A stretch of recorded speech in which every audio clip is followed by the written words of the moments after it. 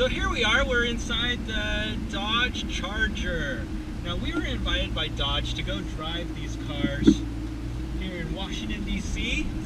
And unfortunately I wasn't able to get away. So Heather instead did the driving on that one.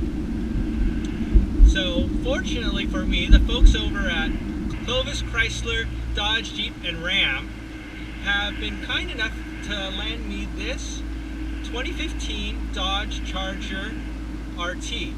So it's the V8 RT with the 5.7 liter HEMI engine, and we're going to put it through its paces, although we're on streets so we can't do too much, not like when we were Dodge invited us to go and drive it on the track, and Heather had a great time with that. I had done the Challenger but not the Charger.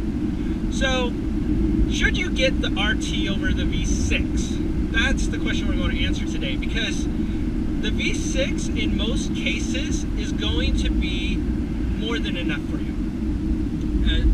You're going to be able to pass pretty much anyone on the road. It's got nearly 300 horsepower.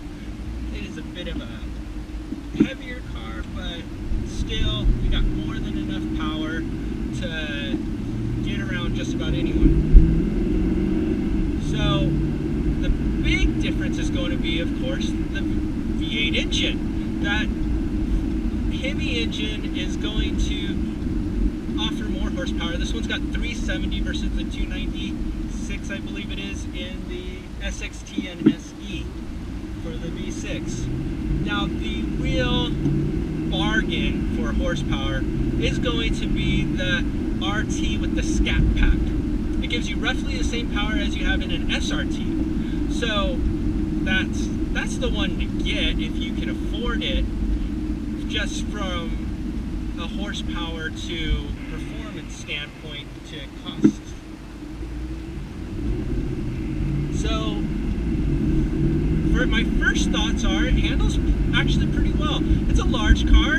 You know, when you go and you shop and you want to get a muscle car, your first thought might be, life's over.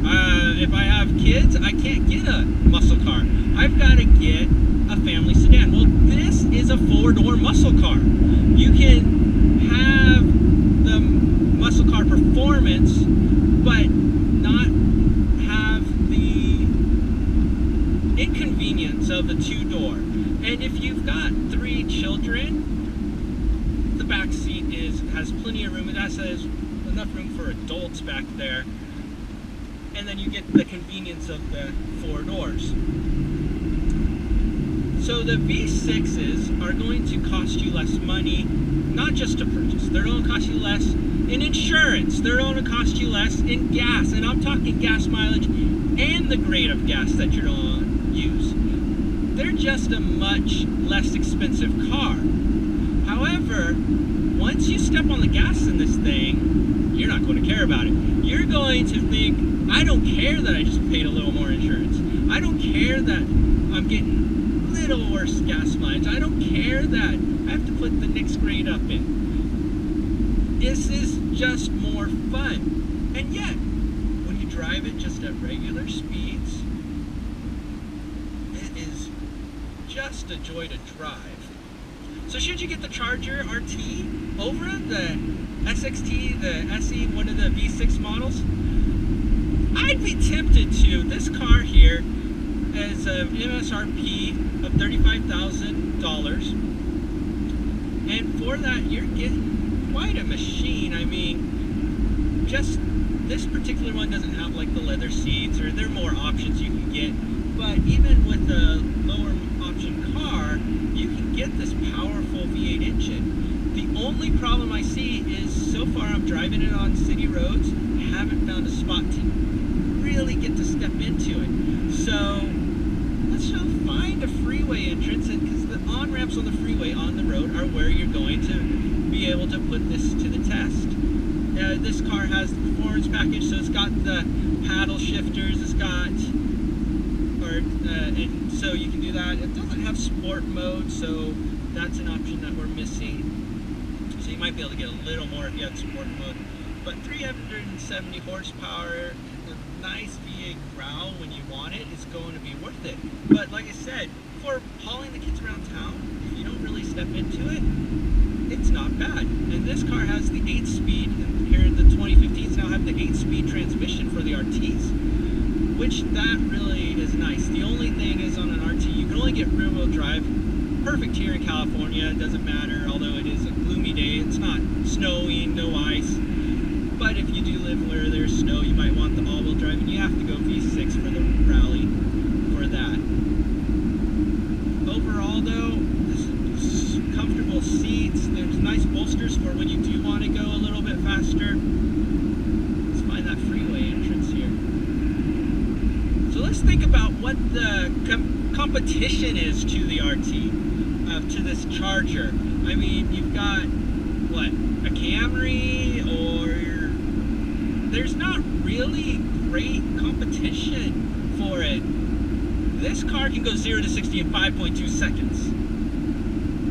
I've looked, the other cars that are comparable as far as the size, they usually are at least a second slower to 0 to 60. So you're not going to have quite the performance that you have with that. So this car is kind of in a class by itself. It's really closer to the Challenger and the Mustang and the Camaro. But what you get in this that you don't get in those is 2 more doors, so you can get your kids in and out much easier. You can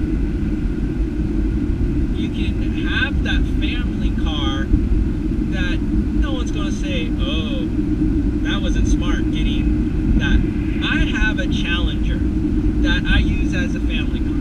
It's got a usable back seat, but because it's only got 2 doors, you do get a lot of comments. But especially when you have younger children, that back seat, being able to put a car seat back there, that makes a big, big difference. We're about to find out if the RT is really worth the bit of extra cost over a V6, because we're up to a freeway entrance. This is where the V8 over the V6 will make sense. This is where you get to see that how fast does it get up to speed. And here we go. Whoa! Wow, you're up to 65 and nothing flat. I mean, legal speed, no problem getting, and that sound when you do that. Woo! And that's in a car without the sport mode. If you got the sport mode, it's going to enhance that sound for you a bit. You're going to be a little happier even with it. Wow, all I can say is wow. This car is more fun than having the V6. Cost a little more, both in initial price, as I said, in gas mileage, in insurance, in the grade of gas and probable tickets. And yes, you don't need it, right? You don't need 370 horsepower. The other's fine, and it gets you from point A to B, no problem. But boy, is it fun to have all that extra power. One of my cars is an SXT Challenger, and for the road, it's plenty of power, no problems. I mean, it's 305 horsepower. But boy, would I like to have this kind of power in it, that just little bit of extra oomph that you get from the V8 HEMI engine. So has Dodge done a great thing with this car? Well, I think they've done an incredible job with it. And thanks very much again for the folks at Clovis, Chrysler, Dodge, Jeep, and Ram for letting us drive it, because I'm able to experience what I wasn't able to experience before. I think Dodge has really made quite a car. They've made this, some people like the old look. I personally didn't like it as much. I think they made it a more modern looking car. I know some people say now it looks like a dark, but they put it in line with the rest of their cars outside of the Challenger. Looks a little, because it's retro, doesn't match the lineup as much. But they've really lined it up with the rest of their model lineup. I say you've got a family and you want to have a muscle car, have a big, powerful car that can get you all around town, haul the kids to school, and then on the way home when you hit that freeway, woo, you can have some fun. This is it. I mean, I don't know that you can get much better than this Charger. This Charger is quite a machine, and I know I sound like I'm raving over it, but I can't think outside of the nearest car I can really think of that gives you this close to this performance, and actually it would be a little bit more depending on which one, but about this performance and enough space in the back seat. You're going to have to go with like a Porsche, or a Porsche Panamera, or you're going to have to get one Aston Martin Rapide.